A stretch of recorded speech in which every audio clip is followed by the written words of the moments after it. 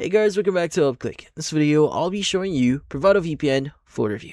But first, check a special offer in the description. So, let's get started. Now, if you've been looking into PrivadoVPN recently, you probably know it as the dark horse that completely shook up the conversation around free VPNs. Now, it is still making major waves here, but it has some new quirks and massive updates you definitely need to look out for before downloading it. Now let's start why everyone is talking about it. Now first is their free tier. Now most free VPNs absolutely suck because they lock down streaming or throttle your speeds to crawl.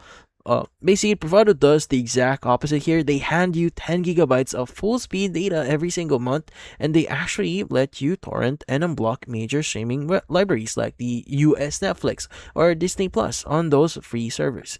Now, once you burn through the 10 gigs of data here, they don't shut off your connection or your connectivity here. They just drop you into a slower light mode here until the month resets.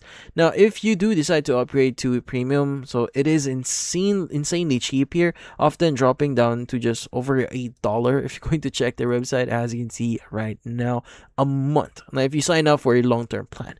Now, they also just rolled out some killer new features like the anonymous email relay service, GPS location spoofing, and tool called Phantom Mode that blocks ads and trackers even when the VPN isn't turned on.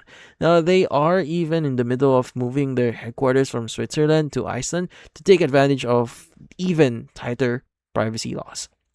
Now, to give you some details here, it's not completely perfect. So the biggest red flag or a thing that you may want to look out for in Privado here, well, Privado still hasn't run a widely published independent third-party audit of their no logs policy.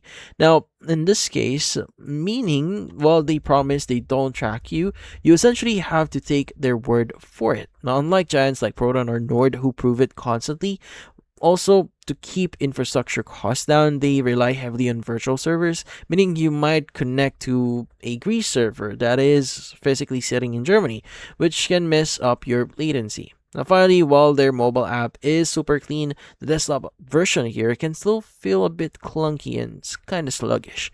So, you might be wondering, is it still worth it? Now, if you want the absolute best free VPN on the market for streaming a quick show of protecting your phone on public Wi-Fi, well, in this case, it is still an absolute no-brainer. Now, if you are a hardcore privacy purist who demands audited open source code, you are still better off dropping a little extra cash on other platforms.